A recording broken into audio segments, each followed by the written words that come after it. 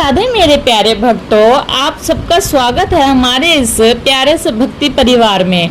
आज मैं आप लोगों को पुरुषोत्तम मास अध्याय 4 की एक ऐसी अद्भुत कथा सुनाने वाली हूँ जिसे सुनकर शायद आपका दिल भी भगवान श्री हरि की भक्ति में डूब जाएगा। भक्तों, आज की ये कथा देवराज इंद्र के अभिमान की है। हाँ, वही देवराज इंद्र जिनके पास स्वर्ग का सिंहासन था, अपार धन था, शक्ति थी, सम्मान था, लेकिन कभी कभी इंसान क्या देवता भी घमंड कर बैठते हैं और यही गलती इंद्रदेव ने भी की। तो आप भी कथा को अंत तक जरूर सुनिए, क्योंकि आज की कथा हमें बहुत बड़ी सीख देने वाली है। और कमेंट में अभी से प्रेम से लिख दीजिए, जय श्री राधे कृष्ण।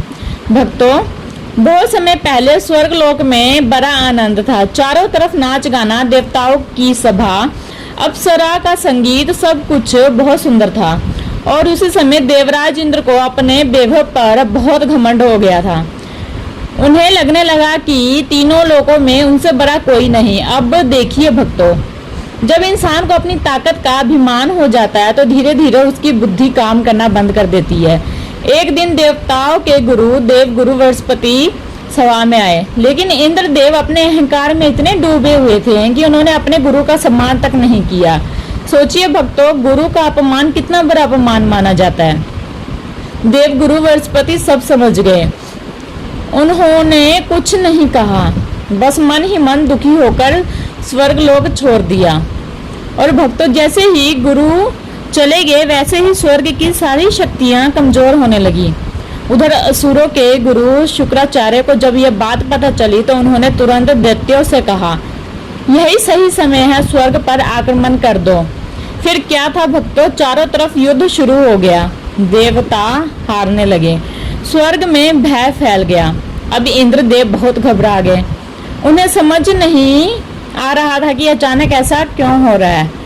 तभी उन्हें एहसास हुआ कि ये सब उनके अभिमान और गुरु के अपमान का परिणाम है। भक्तों, जब तक इंसान को अपनी गलती का एहसास नहीं होता तब तक भगवान भी मदद नहीं करते हैं।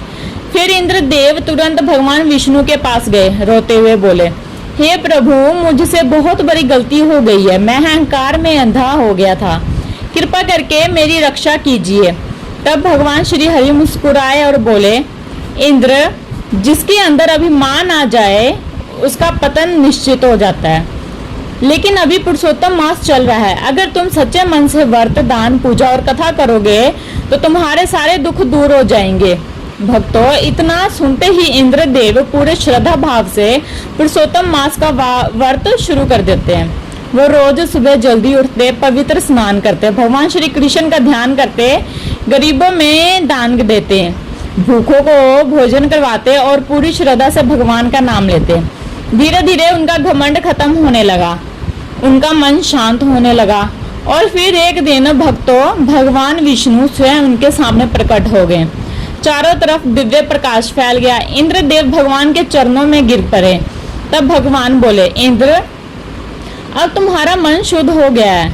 तुमने पुरुषोत्तम मास की सच्ची महिमा समझ ली है। अब तुम्हें फिर से स्वर्ग का वैभव प्राप्त होगा। और भक्तों, इतना कहते ही देवताओं की शक्ति वापस लौट आई। असुर हार गए और स्वर्ग में फिर से सुख और शांति आ गई। भक्तों, इस कथा से हमें क्या सीख मिलती है?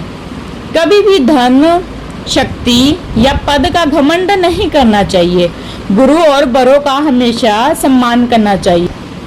और पुरुषोत्तम मास में अगर सच्चे मन से भगवान की भक्ति की जाए तो भगवान हर संकट से दूर कर देते हैं। तो भक्तों, अगर आपको आज की ये कथा अच्छी लगी हो तो वीडियो को लाइक जरूर करें, चैनल को सब्सक्राइब कर लीजिए और इस कथा को ज़्यादा से ज़्यादा भक्तों तक शेयर कीजिए। और कमेंट में प्रेम से जरूर लिखिए, जय श्री राधे कृष्ण, जय श्री हरि विष्णु।